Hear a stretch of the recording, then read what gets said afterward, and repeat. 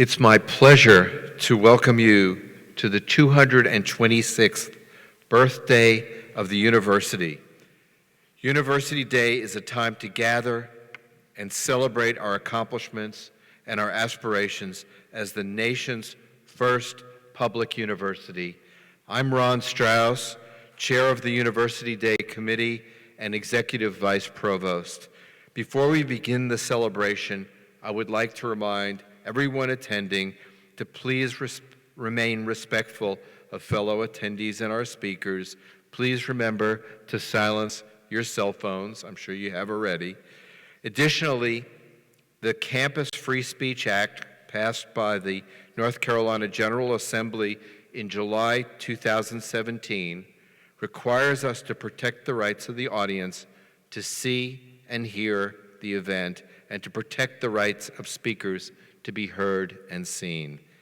Any person who should disrupt the event or interfere with the rights of those in attendance to hear or see the speakers will be asked to leave. Anyone who does not leave when asked or does not put down signs that obstruct the audience view will be removed and may be subject to arrest. That being said, let's begin this joyous event with a processional of participants. Thank you so much for being here.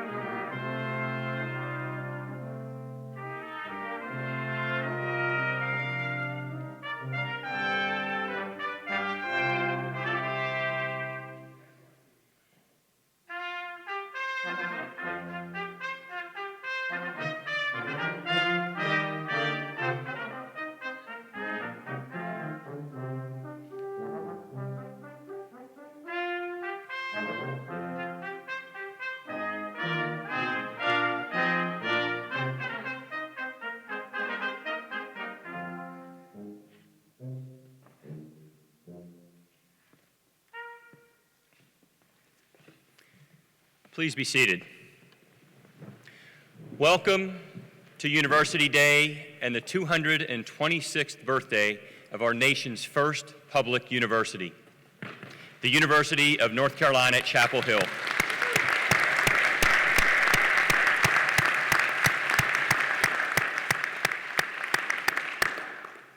My name is Kevin Guskowitz, and it is an honor to be here today as Carolina's Interim Chancellor.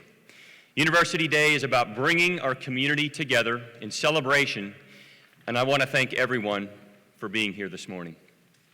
Today, we mark the laying of the cornerstone of Old East, the first stone of the first state university in our nation.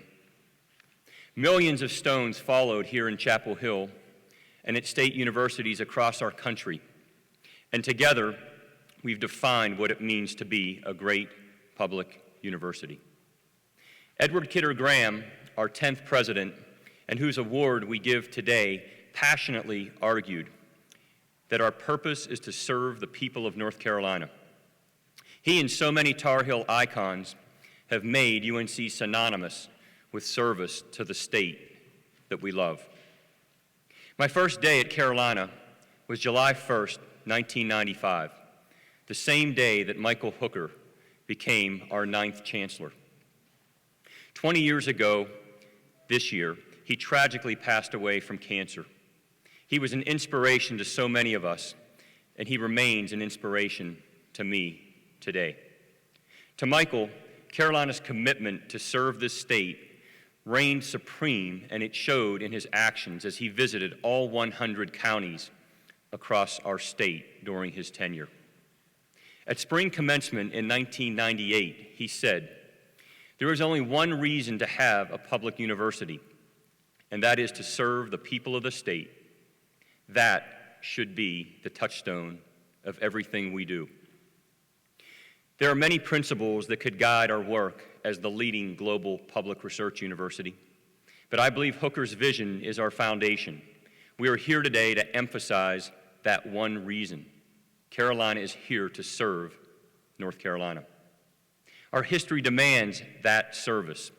From Edward Kidder Graham to Michael Hooker, from our faculty to our students and alumni, we are defined by our commitment to serve the state of North Carolina.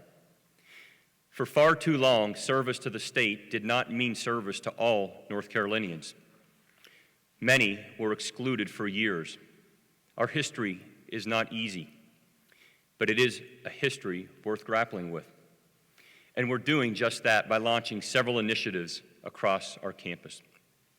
Today, we will hear from Tar Heels working across our state on Carolina's impact.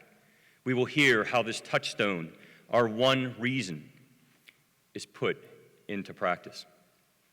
But before we hear from them and other campus leaders, I want to say a special happy 200th birthday to the town government of Chapel Hill.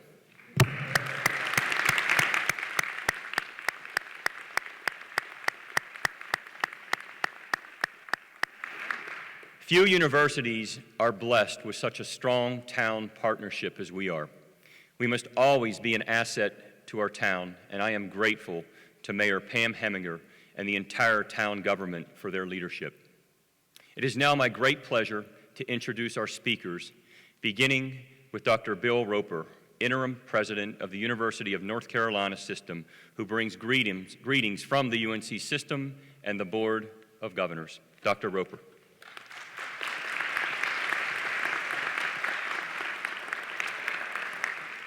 Thank you, Chancellor Guskowitz, and good morning, everybody. I'm pleased to join you all for this University Day celebration. About 30 years ago, I was privileged to work on the White House senior staff of President George H.W. Bush, or 41 as he called himself. That entire experience taught me a lot. It was a major life lesson in public service from President Bush, who dedicated the bulk of his remarkable career to serving the public. He often spoke about what his mother taught him, especially that to whom much is given, much will be required, and thus the obligation to serve others, and the importance of carefully avoiding bragging or doing what his mother called talking about the big I am, but instead focusing on what a team accomplished. Those lessons of a commitment to service and to humility are timeless. All too often these days, they seem quaint or old-fashioned or even out of date. I think we ought to push back against that notion and continually seek ourselves and others to embrace those ideals. In addition to service and humility, we should also strive for civility in how we do our work and how we interact with others. At a time when our public life seems to foster and celebrate uncivil behavior, we should continually commit ourselves to civility in all our actions. I've been privileged to serve in several different leadership positions at UNC, and I think these life lessons fit very well in the work we do here at the University of the People in service to the people of North Carolina. Thank you for what you do every day to advance our mission. The idea of public service also fits well with the professionalism of medicine, whence I come. Over the course of the 4 years of med school, the faculty and staff very purposefully teach about the commitments we make to compassionate and selfless service of others. And the oath that's recited at graduation makes that clear.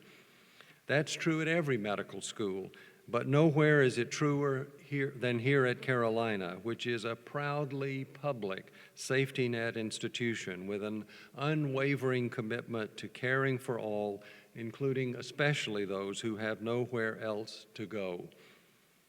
Regardless of your role and focus here at UNC, I believe that you all have come here because of that same commitment. All of you, students and faculty and staff and physicians and nurses and administrators and researchers and alumni, all of you. And you've stayed here because of that commitment. Please know how grateful I am for this community of dedicated professionals. I'm deeply proud to work alongside of you. And so on University Day 2019, let's all rededicate ourselves to the noble calling of public service to the people of North Carolina and our collective future, just as those others did 226 years ago here in Chapel Hill when Carolina was founded. Thank you very much.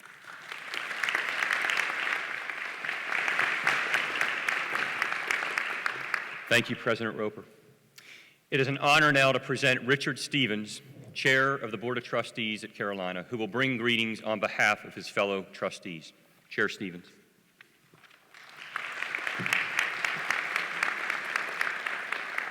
Thank you, Chancellor Guskiewicz, and thank you for your leadership over these past several months. President Roper and distinguished guests, it's a privilege to bring greetings on behalf of the Board of Trustees of the University of North Carolina at Chapel Hill. Today is an important day, the birthday of our nation's first public university. Some of our current trustees are here, and I want to recognize them. I see Gene Davis, Allie Ray McCullen in the audience, and then Ashton Martin, our student body president, who's also a trustee, here on stage. Let me ask our current trustees, as well as any former trustees who are here to stand and be recognized at this time.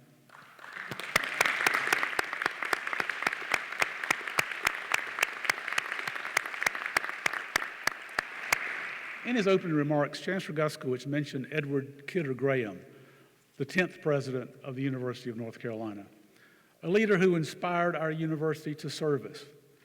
President Graham said, quote, "We hope to make the campus coextensive with the boundaries of the state." His hope was that Carolina would be synonymous with North Carolina. There'd be no problem, no challenge, no issue in our state that was beyond this university's ability and responsibility to solve. Today, we should say not just coextensive with the boundaries of our state, but with the boundaries of our world. Our campus goes well beyond Chapel Hill, not only to every county in North Carolina, but to every corner of our globe.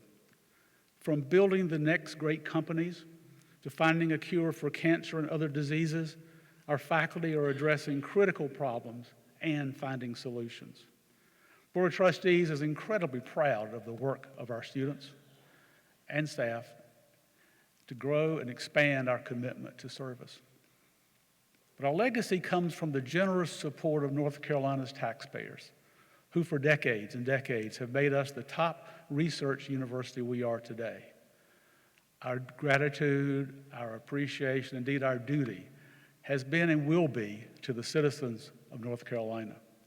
We also owe a huge debt of gratitude to our loyal alumni and generous donors who have been instrumental in sustaining our excellence.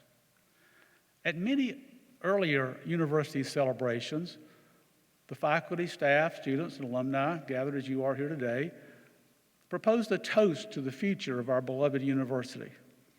I want to reintroduce that toast to you today and hope it'll be continued in future University Day celebrations.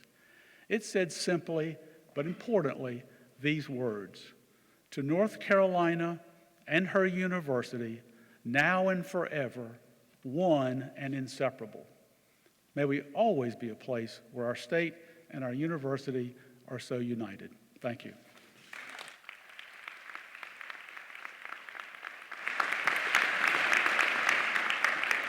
Thank you, Chair Stevens. I am now pleased to introduce Rich Leonard, the Chair of the General Alumni Association, who will bring greetings on behalf of Carolina's 336,000 plus living alumni.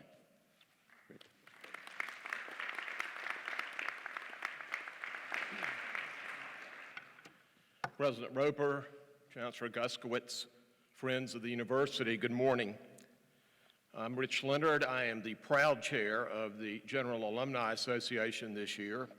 Although a double-degreed Tar Heel, my day job is as the Dean of Campbell Law School in Raleigh. The General Alumni Association is proud to be one of the oldest organizations at our nation's oldest public university. Convened initially by Governor John Motley Moorhead in 1843, himself a member of the class of 1817, the GAA has remained faithful to its original goals of perpetuating collegiate friendships, promoting the welfare of the university, and promoting the cause of education. And I'm delighted to be with you in this space. I was president of the Carolina Union my senior year, and I booked many events here. But I was also a bit of a rabble-rouser, and I think largely as a peace offering, the Dean of Students acceded to my request to live here. My last semester, I had a key, and I lived in the supply closet right off this stage. There was no heat, nor a shower, but it was still glorious to have this magnificent hall to myself every evening. For over 176 years, the self-governed, nonprofit GAA has successfully promoted a spirit of fellowship and loyalty among alumni, provided information on the progress and needs of our university, and encouraged support for Carolina's advancement.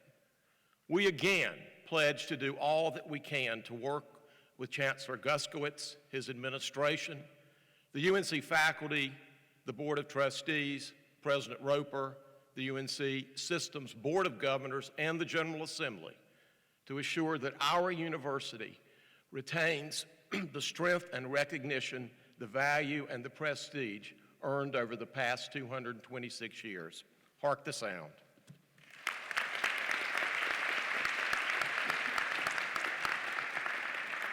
Thank you, Rich. I'm now pleased to introduce Lloyd Kramer, Chair of the Faculty, who will bring greetings on behalf of the faculty here at Carolina. Lloyd.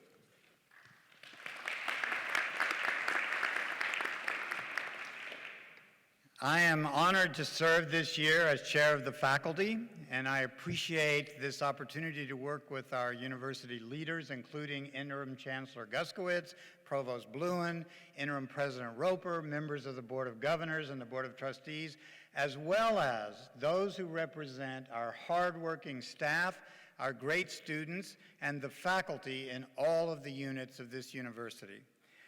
I bring greetings on behalf of more than 3,800 talented faculty colleagues whose wide-ranging activities and achievements place them among the best teachers, researchers, and contributors to the public good in the entire United States.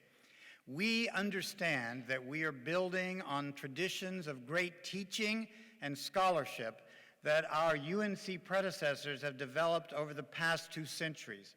But we also understand that we must go beyond our past history as our university becomes more diverse, more global, more technological, and more engaged with the challenges and opportunities of our own time. Although the professors at UNC-Chapel Hill pursue very different teaching and research interests, we share a deep commitment to the value of public education and public universities. We are therefore privileged to work at this first public university because we recognize that higher education and well-informed scholarship contribute essential services to the social and cultural vitality of our state and nation. As faculty members at this constantly evolving university, we believe that our core academic values express and strengthen the human actions that sustain a democratic society, which include ongoing debates about all ideas and the use of fact-based evidence in public discussions and public institutions. Our mission and responsibilities have never been more important, and we strongly affirm and celebrate the enduring importance of this public university because we also affirm the political processes and human rights that undergird democratic societies.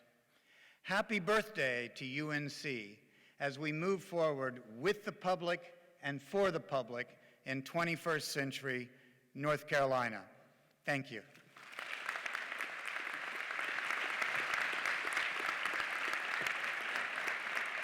Thank you, Lloyd. I'm also pleased now to introduce Shana Hill, Chair of the UNC Employee Forum, who will bring greetings on behalf of her fellow Carolina employees. Shana.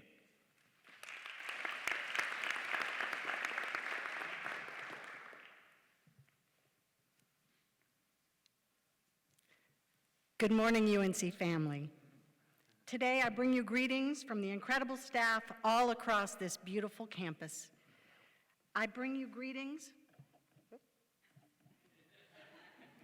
Thank you. I bring you greetings from Frank Arthur, a parking control officer who is credited for saving not 1, but 8 lives here on campus.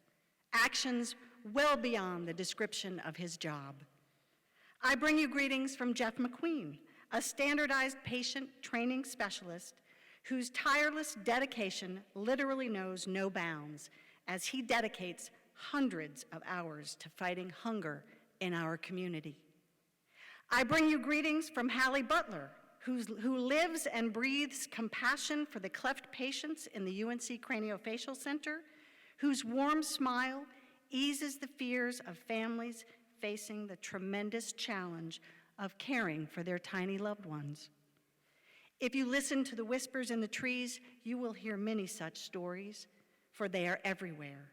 Stories of heroic service extending beyond the boundaries of job descriptions or performance goals, driven by heart and courage and compassion. Mahatma Gandhi reminds us all that the best way to find yourself is to lose yourself in the service of others. I can't think of a better example of people serving beyond the confines of their jobs than UNC staff. Staff are the gears in the clock, the engine in the train, the vital connective tissue threading it all together to create this magnificent, living and thriving place. Please join me in thanking UNC's most treasured resource, the UNC staff, for the birthday gift they bring year after year of their heart-driven efforts and their boundless, loving service.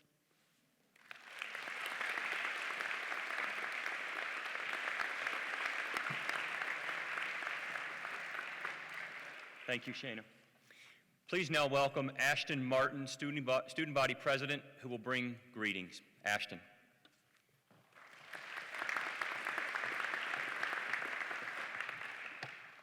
Good morning, everyone. My name is Ashton Martin, and I serve as the Student Body President for Carolina.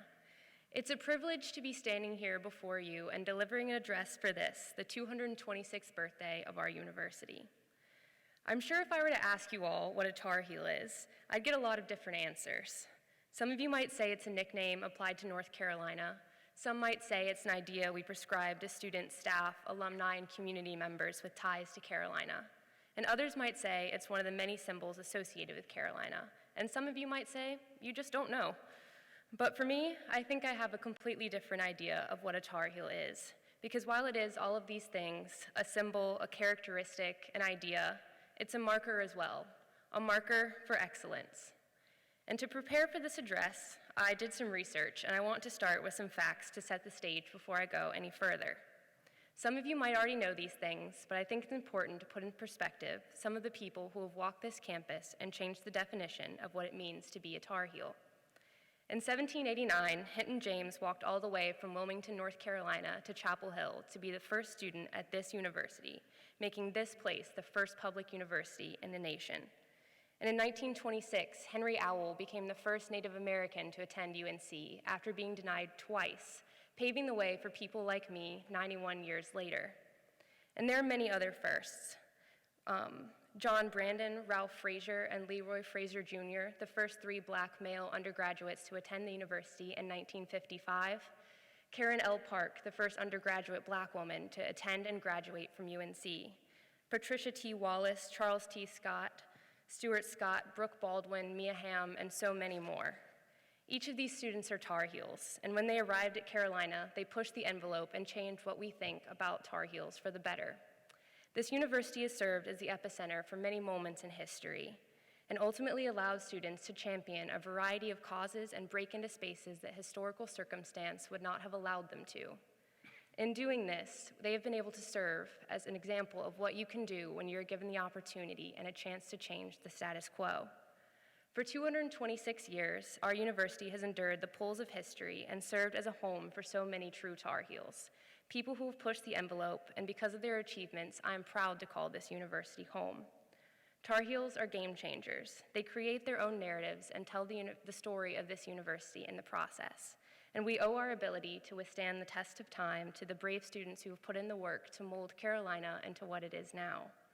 We still have much to do, but today that I am reminded that for every setback, there is opportunity for progress, and that we will be ready to face the challenges tomorrow will bring. With the leaders of today, we have an opportunity to make this university one that is truly for all, and I am excited and honored to be working on this effort. Thank you.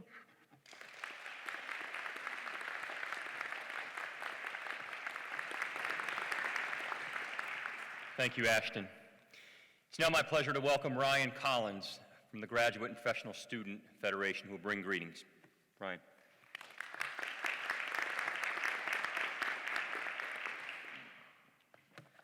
Good morning. My name is Ryan Collins, and I serve as the treasurer of the Graduate and Professional Student Federation here at UNC.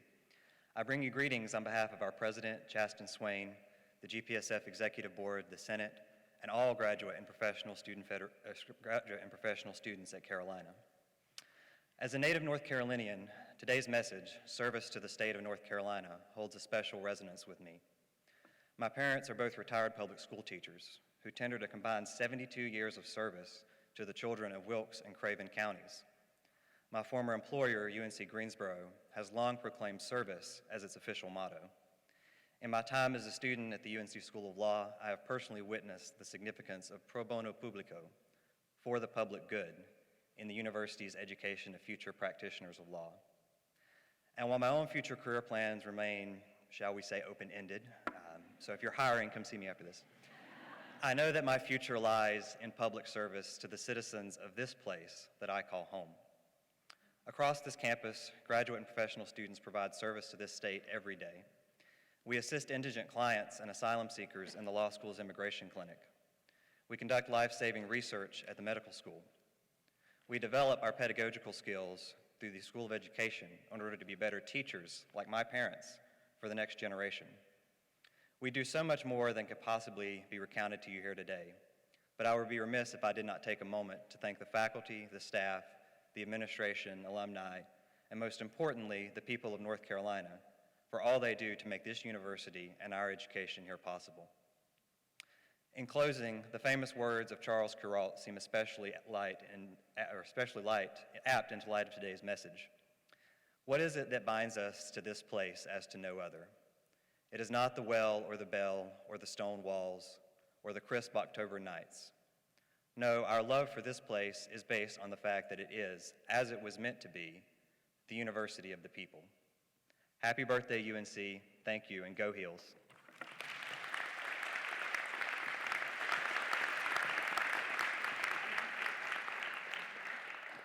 Thank you, Brian. It's now my great pleasure to welcome Pam Heminger, Mayor of the town of Chapel Hill. Mayor Heminger.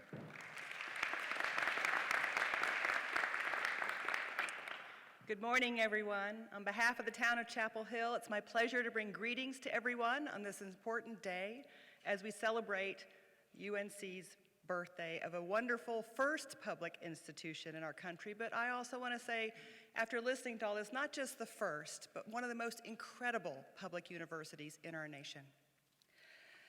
At the time the university was founded in Chapel Hill, Chapel Hill didn't even exist yet. And we like to think that it is fitting to say that on October 12, 1794, the UNC founders laid a cornerstone for a great community along with a great university. 226 years and many cornerstones later, UNC boasts over 30,000 students, and Chapel Hill is a vibrant college town home to more than 60,000 people. Getting from the past to the present has required us to be good neighbors and strong community partners, which is why I'm excited to share another significant milestone, which you already heard about. We are celebrating 200 years in Chapel Hill government.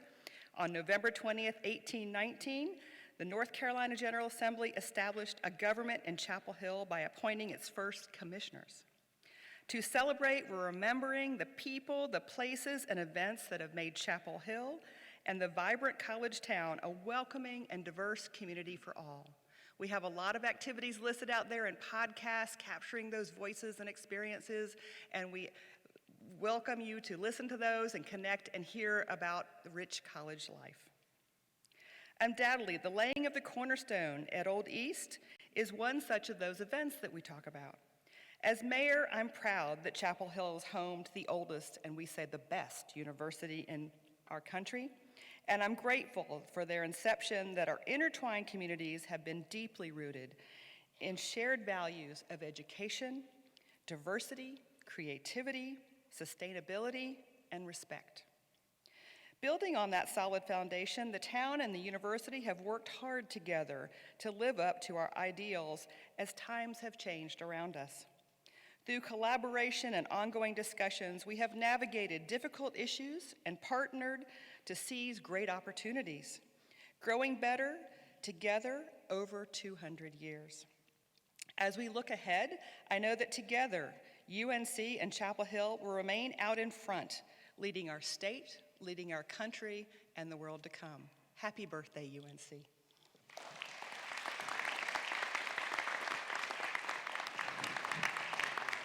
Thank you, Pam, and thank you for your commitment.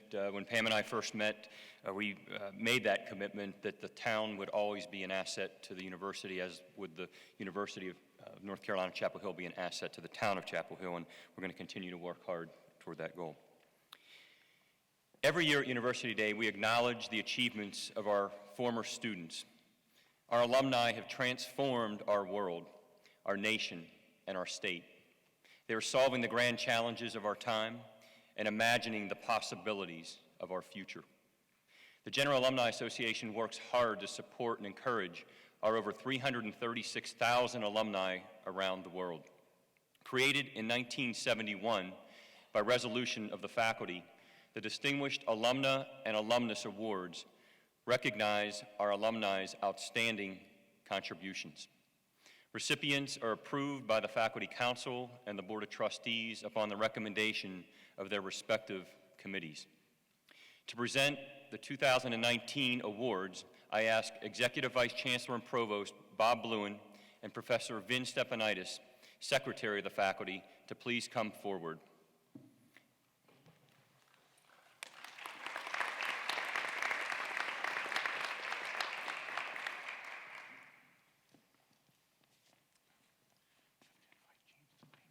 Yes. Will James E. Delaney please come forward?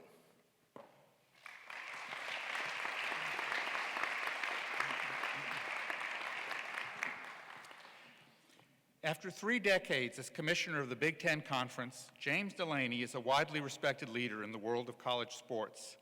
He oversees a conference that has 14 member institutions and administers more than $200 million in direct financial aid to some 9,800 student athletes.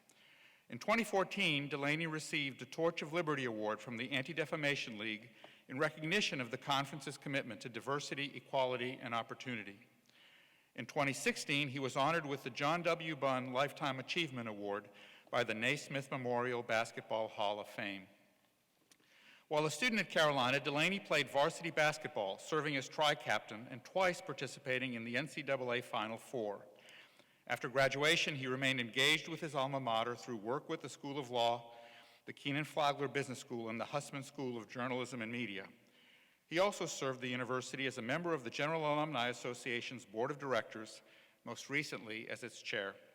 In 2012, he received a Distinguished Alumni Award from the School of Law. For outstanding contributions in college athletic administration, the University of North Carolina at Chapel Hill is pleased to confer on James E. Delaney this Distinguished Alumnus Award.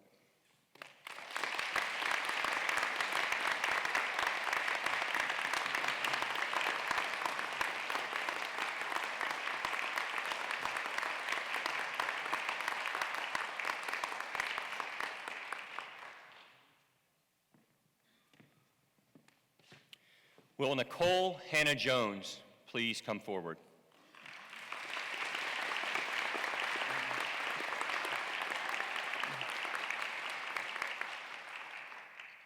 Nicole Hannah-Jones is an award-winning investigative reporter covering segregation and racial injustice for the New York Times Magazine. A passionate advocate for equality and truth-telling, Hannah-Jones began her career as a reporter for the News and Observer, where she covered issues of race, class, school segregation, and equity. In 2017, she received a MacArthur Foundation Fellowship for her work on educational inequality. She has also won a Peabody Award, a Polk Award, a National Magazine Award, and the John Chancellor Award, which is presented annually by the Columbia Journalism School to a reporter with courage and integrity for cumulative professional accomplishments. In 2016, Hannah-Jones co-founded the Ida B. Wells Society for Investigative Reporting, a training and mentorship organization geared toward increasing the numbers of investigative reporters of color. Earlier this year, the Society announced its affiliation with UNC's Hussman School of Journalism and Media, where Hannah-Jones was a Park Fellow. She is also the creator of the 1619 Project, a major initiative from the New York Times that reframed America's history by placing the consequences of slavery and the contributions of Black Americans at the center of the national narrative. For outstanding contributions in journalism, the University of North Carolina at Chapel Hill is pleased to confer on Nicole Hannah-Jones this Distinguished Alumna Award.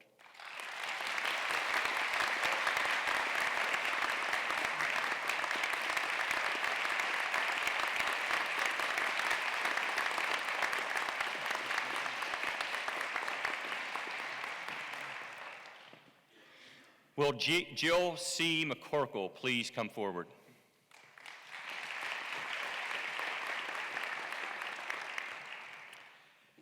Jill McCorkle has the distinction of having published her first 2 novels on the same day in 1984, and soon after she was described in the New York Times Book Review as a born novelist. Since then, she has published 4 novels and 4 collections of short stories. 5 of her works have been named New York Times notable books. Several of her stories have appeared in Best American Short Stories and New Stories from the South. McCorkle has taught at UNC-Chapel Hill, Harvard, Tufts, and Brandeis. She currently teaches creative writing at North Carolina State University and the Bennington College Writing Seminars, and she is also a frequent instructor at the Sewanee Summer Writers Program. McCorkle has been recognized with the New England Book Award, the John Dos Passos Prize for Literature, the North Carolina Award for Literature, and the Thomas Wolfe Prize. She was inducted into the North Carolina Literary Hall of Fame in 2018 and has been described as a North Carolina treasure. For outstanding contributions in literature, the University of North Carolina at Chapel Hill is pleased to confer on Jill C. McCorkle this Distinguished Alumna Award.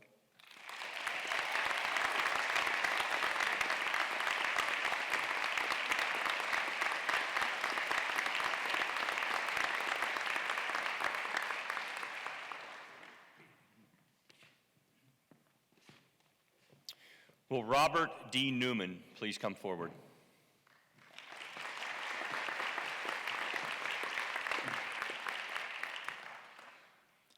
Robert Newman is president and director of the National Humanities Center, a leading independent institute for advanced study of the humanities. He was previously Dean of Humanities and Professor of English at the University of Utah, where he established a new humanities building and led the creation of the Taft-Nicholson Center for the Environmental Humanities. He has received numerous awards for his scholarship, teaching, and institutional leadership. Newman has written 6 books and many articles on 20th century literature, culture, and narrative theory. He has long been general editor of the Cultural Frames Framing Culture series, published by the University of Virginia Press. Since assuming leadership of the National Humanities Center in 2015, Newman has broadened its scholarly mission and enhanced public engagement. One nominator stated that, quote, "In a moment when STEM holds sway, Robert Newman's plea for the importance of the humanities is one of the most powerful in the United States today." For outstanding contributions in academic administration and the humanities, the University of North Carolina at Chapel Hill is pleased to confer on Robert D. Newman this Distinguished Alumnus Award.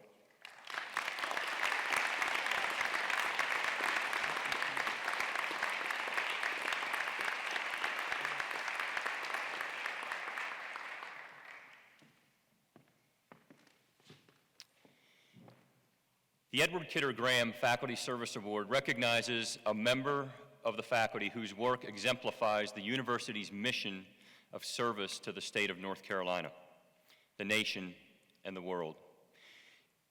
UNC President Graham transformed the university through the introduction of public service, calling for faculty to make the state and all of its practical problems a legitimate field of study.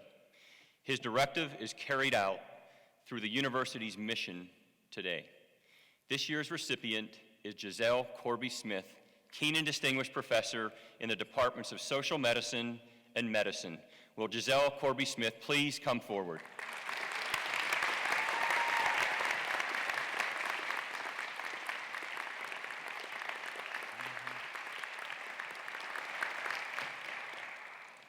A nationally recognized expert on the inclusion of disparity populations in research, Giselle Corby-Smith is the founder and director of the UNC Center for Health Equity Research, which works to improve health in North Carolina through a shared commitment to innovation, collaboration, and equity. She is an extraordinary scholar with an impressive record of publications, grants, and invited talks. She recently served as president of the Society of General Internal Medicine and was honored with its Herbert W. Nickens Award for her outstanding contributions to healthcare equity. In 2018, she was elected to the National Academy of Medicine. Corby-Smith has shown a deep commitment to working in North Carolina by bringing research to communities, involving community members as partners in research, and improving health of minority populations in underserved areas. As one nominator remarked, her work represents what is best about community-engaged scholarship and service at UNC. It epitomizes President Edward Kidder Graham's call to make the campus coextensive with the boundaries of the state. For outstanding service to the people of North Carolina, the nation, and the world, the University of North Carolina at Chapel Hill is pleased to confer on Giselle Corby-Smith the 2019 Edward Kidder Graham Faculty Service Award.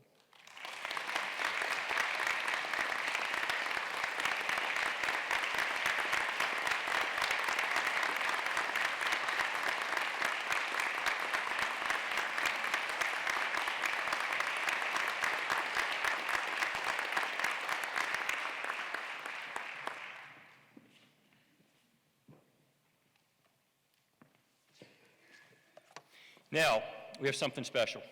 I want you to please turn your attention to the screen as we watch this short video showing Carolina's work across our beautiful state.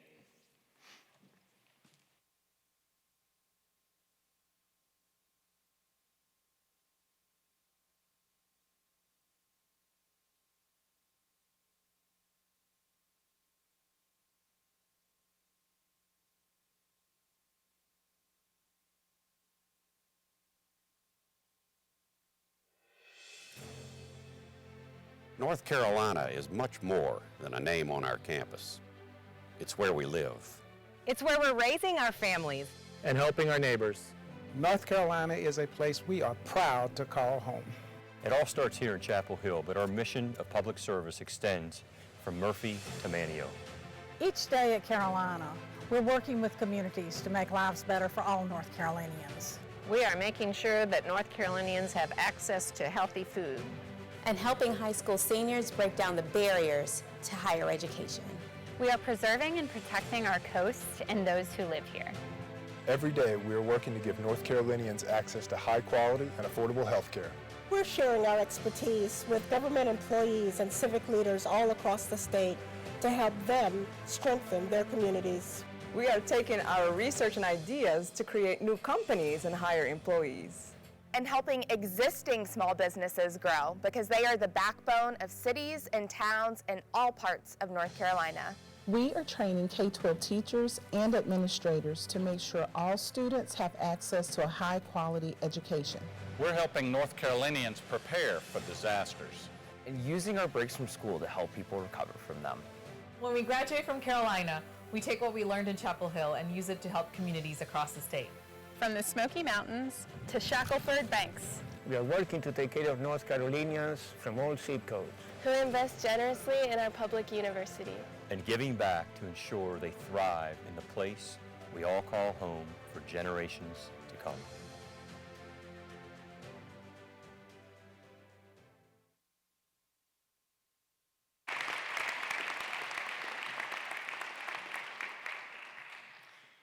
Today, 3 of our faculty will share what service looks like for Carolina today.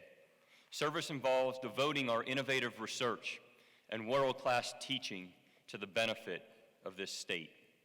I'm proud to welcome Rick Ludick, Professor and Director of the Institute of Marine Sciences, Bernard Bell, Executive Director of the Shuford Program in Entrepreneurship in the College of Arts and Sciences, and Anita Brown Graham, Professor of Public Law and Government at the UNC School of Government and Director of Nca Impact. Each one of them will introduce a special guest who will be joining them on stage. To start us off, I want to introduce Rick Ludick and Mayor Newton, who will talk about the work on North Carolina's coasts.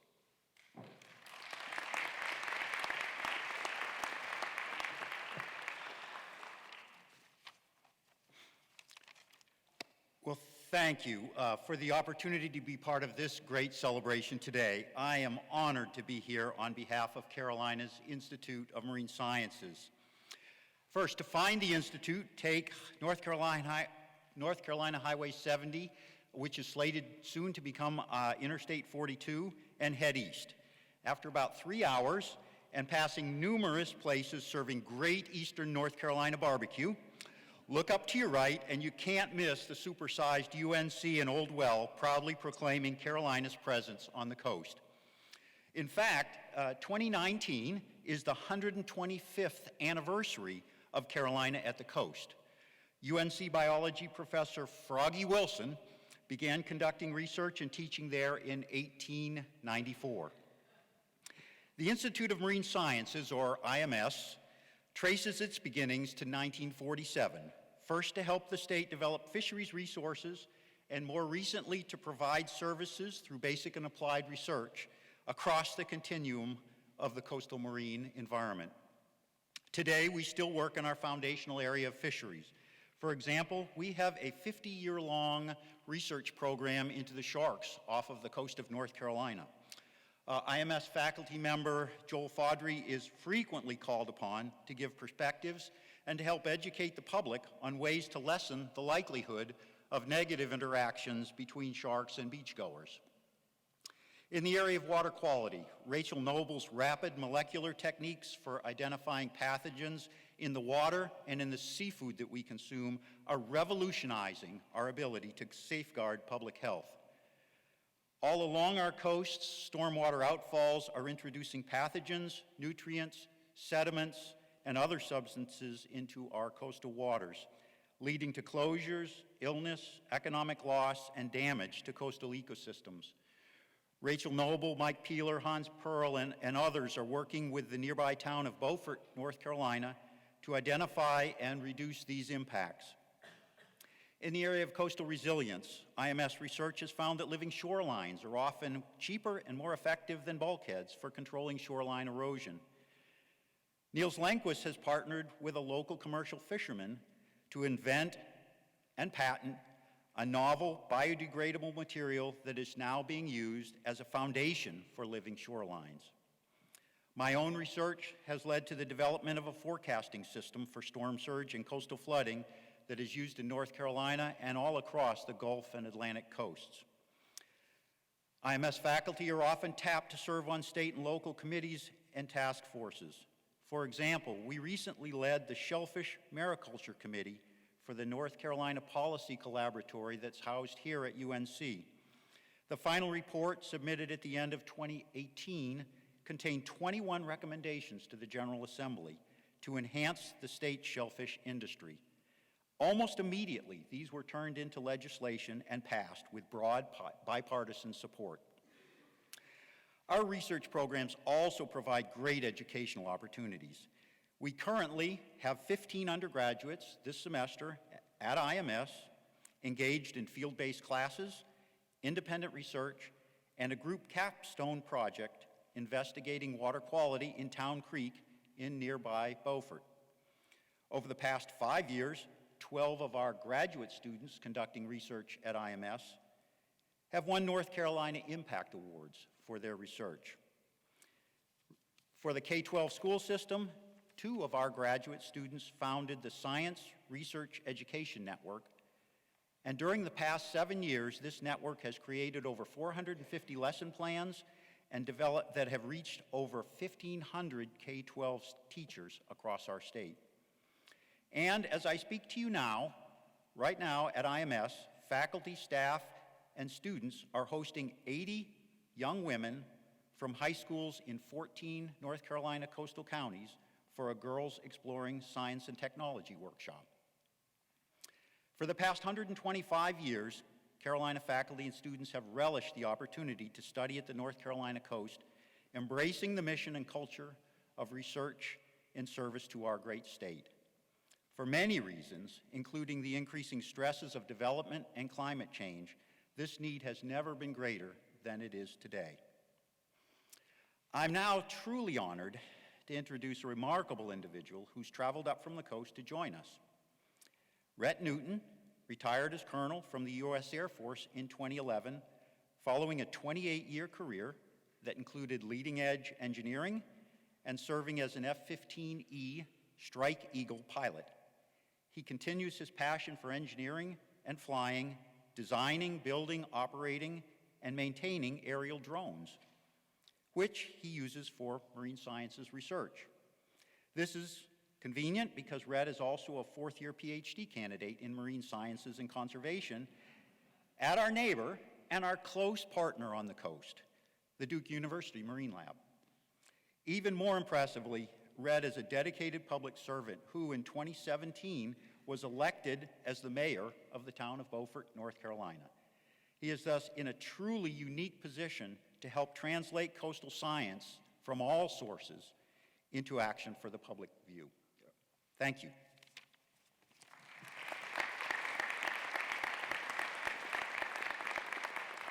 Good morning. I bring you greetings from beautiful Beaufort, North Carolina, rated the #1 small town in the South by Southern Living magazine, and there are millions of reviewers there. We live in a beautiful coastal ecosystem, and Carteret County has marine science capacity like few places in the universe. We've got Carolina, we've got state, we've got Duke, we've got NOAA, we've got the Department of Environmental Quality, we've got count them, 3 museums and an aquarium. We have commercial fishermen, we have recreational fishermen, we have the Cape Lookout National Seashore, we have the Rachel Carson Reserve. And there's a lot more than that as well. We have tremendous marine science capacity. At a municipal level and as a Duke researcher, I really appreciate what UNC is doing to help me as a mayor figure out my 5 greatest challenges. My greatest challenges are drug abuse and addiction, crumbling infrastructure, degraded water quality, the effects of climate change, and an expanding socioeconomic divide. Each one of those 5 areas is complex. They are all interrelated, they are all unsustainable in their current form, and these are not unique to Beaufort. These are regional problems, these are state problems, they are national problems, and I appreciate what UNC is helping us at a very small town level to be able to deal with these complex problems. So let's talk about climate change. I've had the ability over the last couple of storms to look at what the National Weather Service is providing and then overlay that and correlate this with Dr. Rick Ludick's storm surge modeling. So now I can get to the citizens the information that they need to succeed in case storm surge is going to be an issue for them. Rick's product can save lives, and we need to be able to figure out how do we get that data to those people, those individuals, those families, those businesses, so they can make both preparation and evacuation decisions.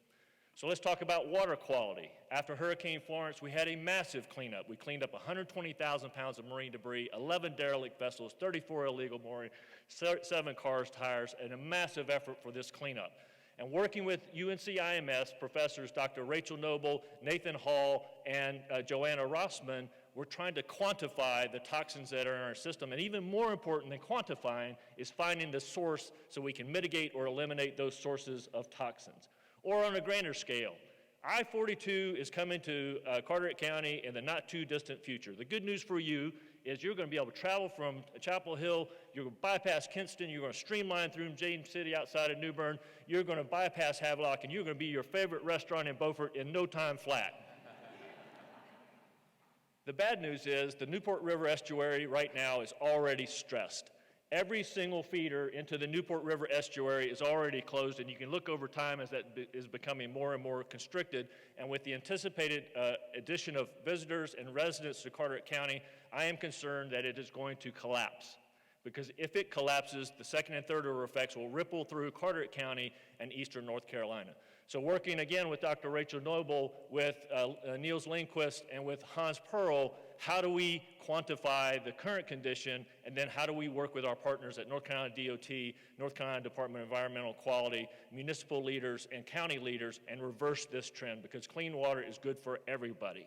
And finally, I'd just like to tell you all the great work that UNC-IMS staff, faculty, students, UNC alumni, and Tar Heel fans in Carteret County are doing to help us bridge this socioeconomic divide.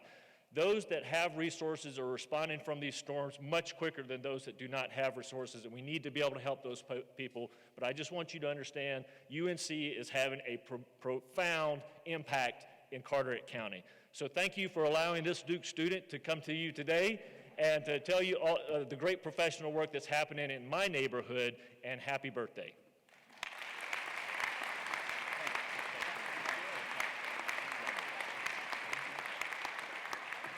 Fantastic. I want to now welcome to the podium Bernard Bell and his guest, Nehemiah Stewart.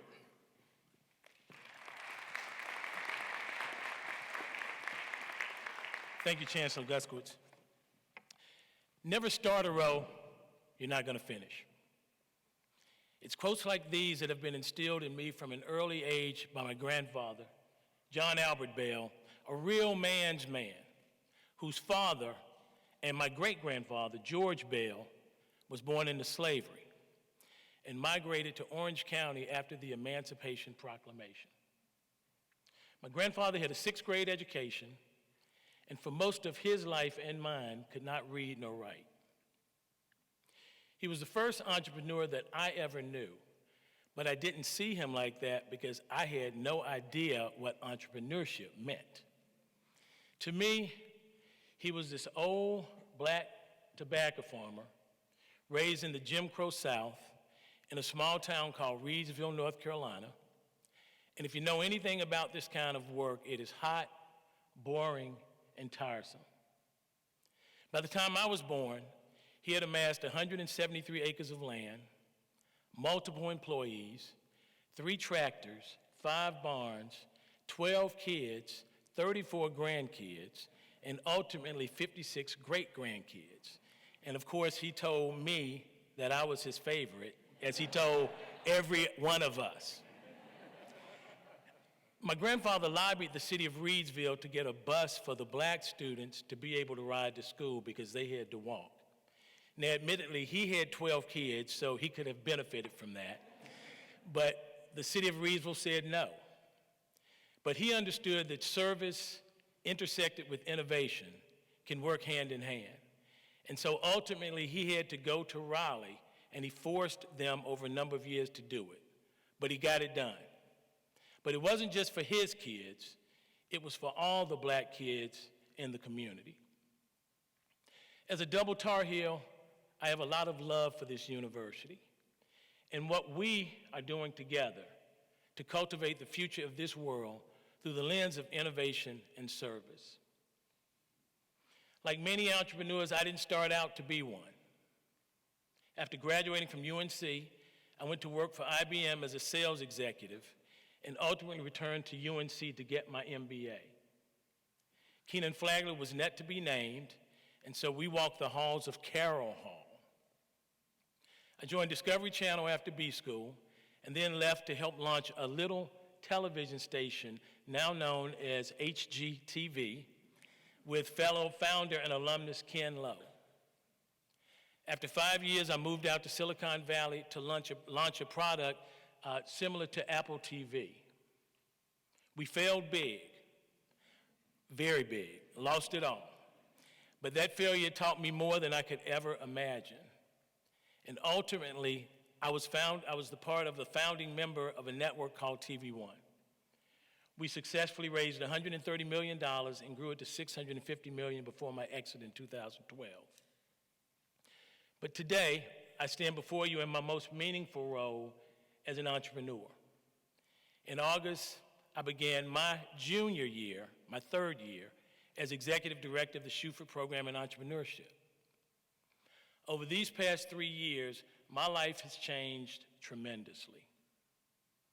I have always enjoyed the opportunity to mentor the next generation, but each day here, I am inspired by our incredible students at Carolina. In the Shuford program, we have 700 passionate students whom we teach the entrepreneurial mindset. And we have learned that it is a way of spotting opportunity, learning the framework, and understanding how to develop it, hopefully into a scalable business.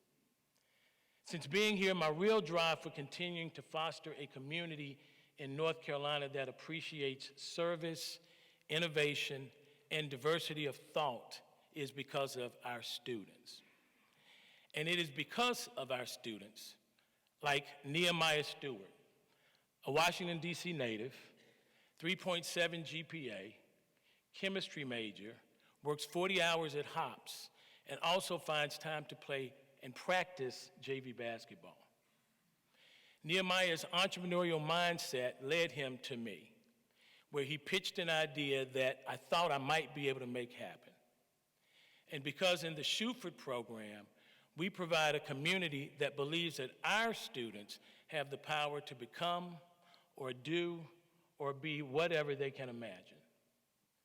With the collective experiences of all of our entrepreneur in residences, our failures and successes give students the confidence to stand up for themselves, voice their opinions, and understand the value of their Carolina degree. That makes the desire to serve this university all worth it for me. So in the spirit of my grandfather, the rows are now students like Nehemiah. And so we will not start the row without finishing it. And our goal to serve others will be reached, and the landscape of innovation and entrepreneurship for all people will continue to prosper. So now I would love to introduce you to my student and my man, Nehemiah Stewart.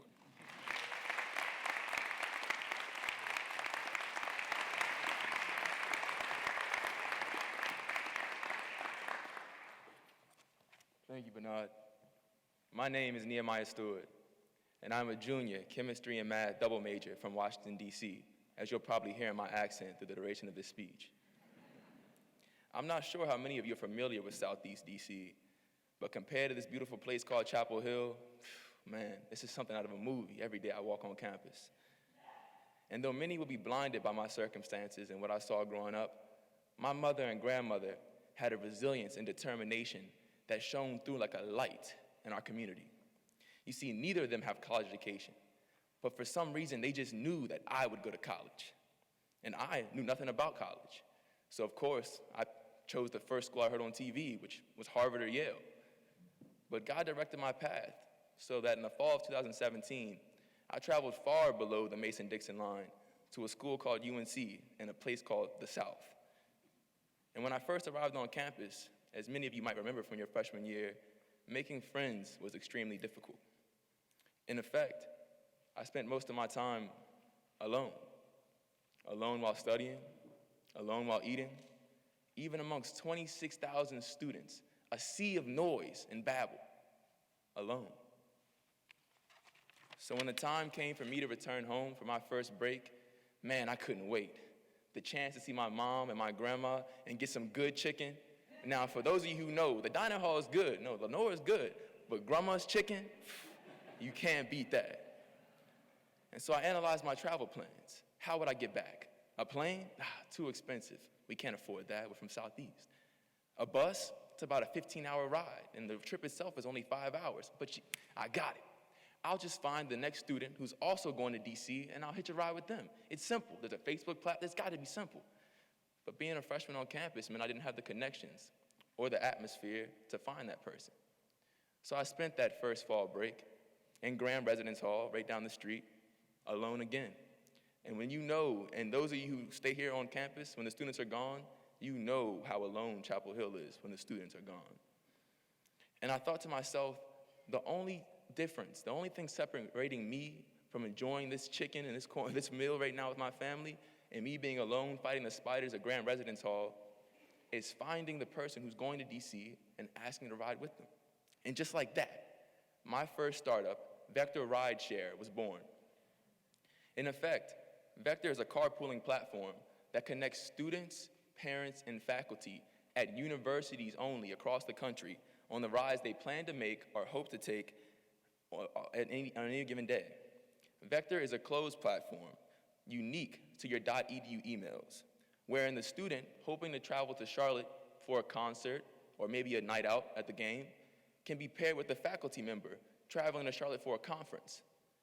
See, the secret to Vector doesn't lie in our competitive prices, but in the safety of being paired with another person of similar interest and pedigree to yourself, and a safe, low-cost, efficient mobile platform. The very concept of uniting students and faculty at Duke, NC State, or other North Carolina institutions across the country, or across this country, the state, in the intimate setting of a car that will only serve to catalyze the conversations and experiences shared is revolutionary. See, my motivation each day comes from the knowledge that if I would just continue to work hard and stay focused on serving others, in the same way that my mother and grandmother dedicated their hopes and dreams to making sure that my own hopes and dreams could be realized, I know that I will make it, whether it's in the classroom, on the basketball court, or with my startup Vector Rideshare. Unfortunately, in 2021, whether I like it or not, I'll have to graduate from Carolina and hopefully begin a successful journey in whatever area I choose to pursue, chemistry, math, whatever. And I may not be a Tar Heel born, but I can surely say I'm a Tar Heel bred, no longer alone. And with the lessons that I've learned at UNC, the professors in the Schufer program that have helped me daily like Bernard, and my classmates and teammates who encourage me daily, I can truly say to you all today, I know that this is only the beginning and all of my dreams are now finally attainable. Thank you for the opportunity, guys. Have a great day.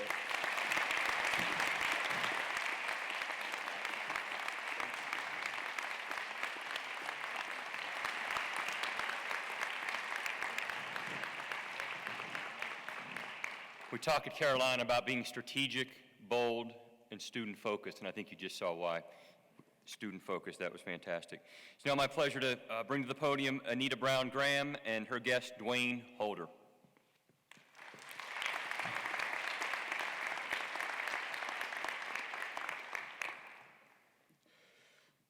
Each day, 4 North Carolinians die from a drug overdose.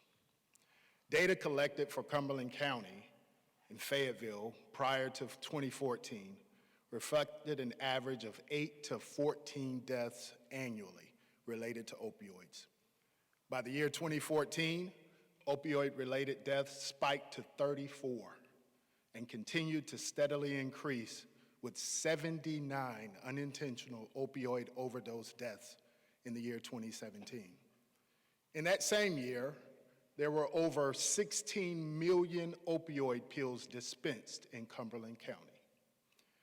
Cape Fear Valley Medical Center was ranked in the top 5 throughout the state of North Carolina for opioid-related overdose emergency department visits.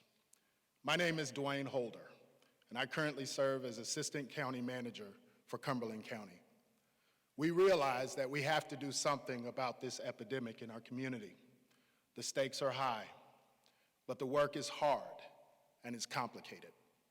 It involves many stakeholders throughout our community: healthcare, public health, social services, treatment providers, nonprofits, churches, the military, and ordinary citizens.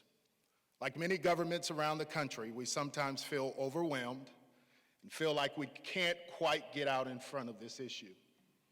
Our community first came together to work on this issue in the year 2016, when the city of Fayetteville and the Fayetteville VA Medical Hospital convened a task force on opioids and substance abuse.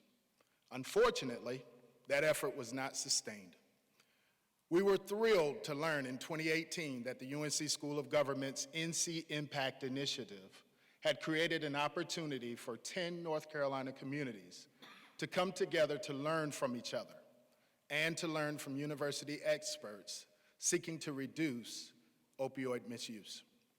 When our county saw the application announcement, we felt like it was just the thing that we needed to bring these stakeholders back together with a renewed energy and sense of commitment to tackling this problem.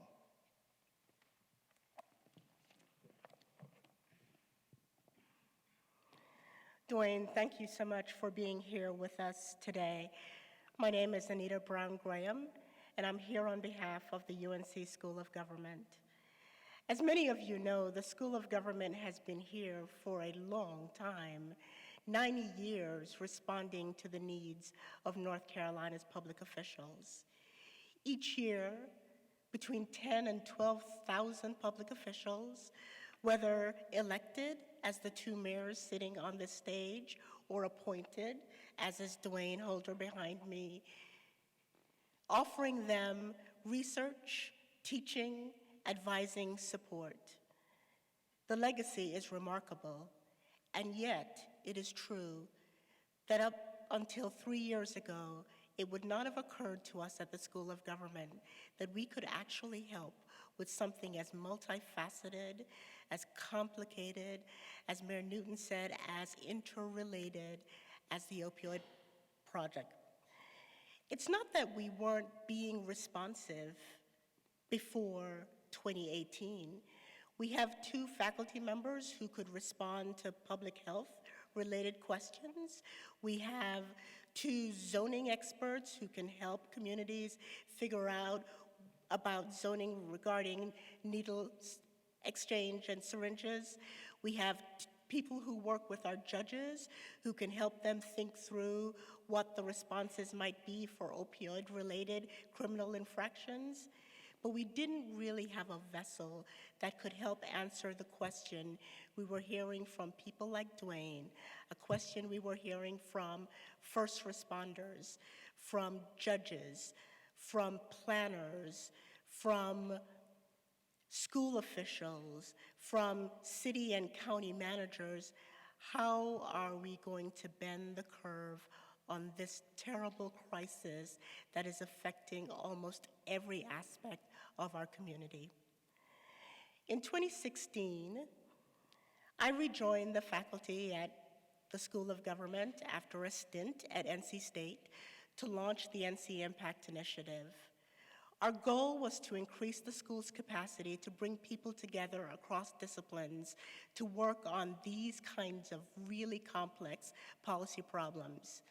The school wanted to better connect people like Dwayne, who were dealing with a crisis as heavy as the opioid crisis, with all of the expertise, the remarkable intellectual capital that resides at this great place, the University of North Carolina at Chapel Hill. So what do we actually do at NC Impact? First, we provide public officials and their communities with teams of experts who are able to offer them evidence-based research to support their work. On the opioid crisis, we have 7 faculty members from the UNC School of Government, and also part of our team is the wonderful colleagues that we have at the School of Pharmacy. Together, we are supplying the tools, the data, the policy options that these teams need in order to be responsive within their individual community context. It's kind of cool. I would say, finally, and probably equally importantly as the substantive work that we do, we are all working very hard to offer to public officials the support they need in the nonpartisan way that is the tradition of the School of Government and is also what makes public officials trust us as much as they do. The Opioid Response Project is only one of 8 early projects by the Nca Impact Initiative. There will be many more to come in the years to come, and I encourage all faculty, staff, and students across the campus to join us in these multidisciplinary efforts to support North Carolina communities. We're accomplishing some really exceptional outcomes early. It's pretty remarkable, and I want to invite Dwayne to come back to share just one outcome that is making me go, yay! Thank you, Anita.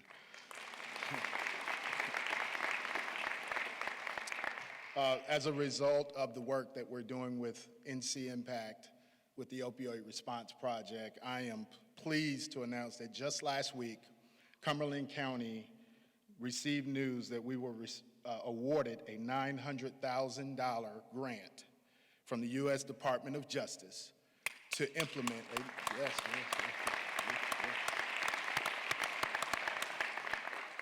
And with that grant, we're going to implement a 3-year comprehensive opioid abuse program right in Cumberland County in Fayetteville. Now we will have a full-time position dedicated to our opioid project embedded in our health department. We will have an post-overdose recovery team within our county, as well as a fatality review team. We'll have enhanced pre-arrest programs and an expanded community education and marketing campaign. Our goal is to drastically reduce the occurrence of opioid-related deaths in our community and ensure access to services and supports for people who need the treatment.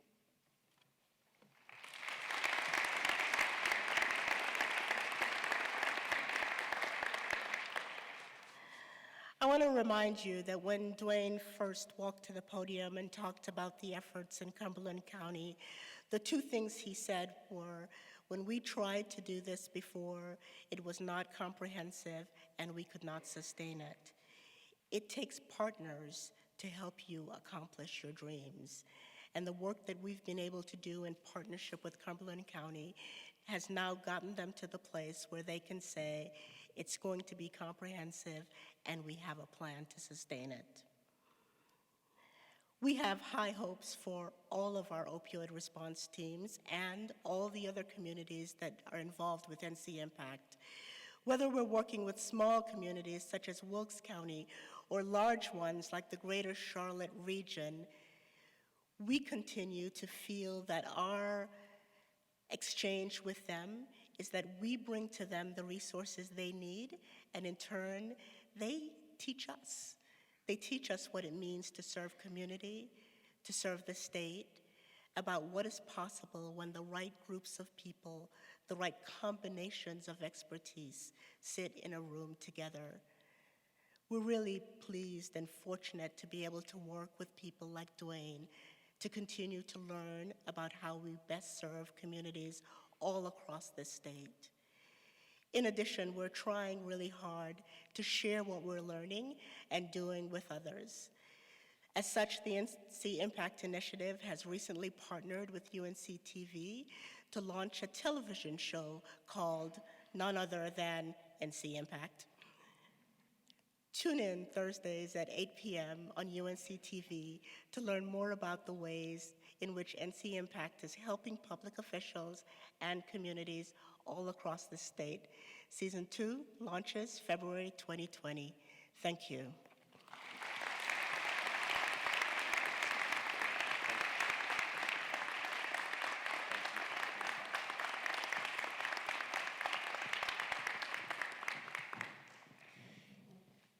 Thank you to our speakers and their guests for sharing with us the incredible ways you are serving our state. Our university's founders and leaders would have been proud of what we just heard. Across our faculty, there's so many more examples. Dr. Robert Bashford, who many of you know, leads our rural health initiatives to provide medical care to underserved areas in North Carolina. Dr. Bashford and his team are reaffirming our commitment to serving every North Carolinian in every part of our state. We heard about Giselle Corby-Smith today, who won our Edward Kidder Graham Award. She's an integral part of this effort and will be out on our bus tour this week. And Giselle, thank you for all your work, and congratulations again. Our School of Education has been training North Carolina's teachers and administrators, superintendents, and counselors for over 140 years. 103 of our North Carolina's 115 school districts have School of Education graduates, our School of Education graduates, working there. The Carolina Center for Public Service is celebrating its 20-year anniversary this year. 20 years of serving across our state, from spring break service trips to hurricane relief to building houses with Habitat for Humanity. We are serving our state every day in every county. UNC President Bill Friday said, "The problems of the people are the problems of the university, the problems that the university must deal with. There is no problem, no challenge in our state that we don't care about. We are passionate about the crises facing us in our state, hurricanes barreling down on our coast, the opioid epidemic that we just heard about, rural communities not having access to health care, food insecurity, and there are so many more. We are focused on our whole state, all 100 counties. Over half of our 336,000 plus alumni live right here in North Carolina. Our university is our state, and we belong to the towns and communities that we serve. While we are formally known as the University of North Carolina, we might better be known as the University for North Carolina. But we can do even better. As we move forward together, we are recommitting ourselves to Edward Kidder Graham's mission of service to our state and strengthening our partnerships with all North Carolinians. This is what it means to be uniquely Carolina. We should always strive to serve and give more. Our state's support throughout our history has given us the resources and the ability to be the leading global public research university that we aspire to be. Our state has made us better, and we aim to make our state better too. We want our state to be a place where small towns and cities live side by side, working together and benefiting one another. We want the people of our state to live healthy, productive, secure lives. We want to prepare the next generation of leaders to build our state and ensure its continued growth. To do this, we will spend the next year listening to our partners across the state so that we can live out our one reason that I mentioned earlier, to serve the people of our state and make sure that our touchstone is being fulfilled. Next week, 90 of our faculty and campus leaders are traveling on 3 different buses to the southern, southeastern, and western regions of our state. Some of those individuals are joining us on this tour, and they're here today. Some of those are here today. And will you please stand and be recognized?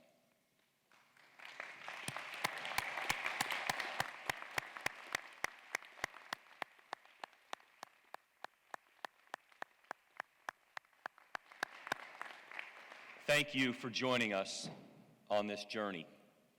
This is my charge to you.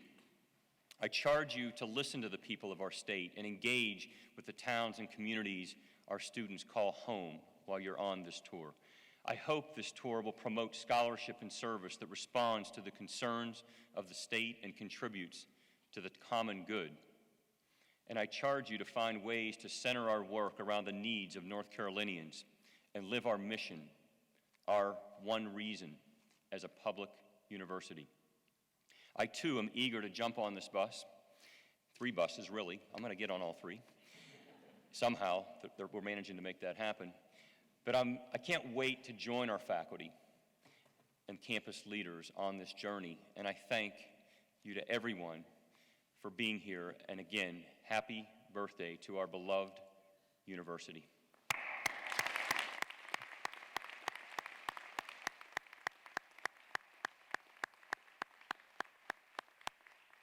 To all the people who have worked so hard to prepare this event today, thank you. And I want to thank the members of the ceremonial band and to Jeff Fuchs, band director, for their performance today. And as the ceremonial band plays, please stand and join in singing our alma mater, Hark the Sound. At the conclusion of the alma mater, please remain standing while the platform party departs, and then please enjoy some refreshments as you exit today's ceremony.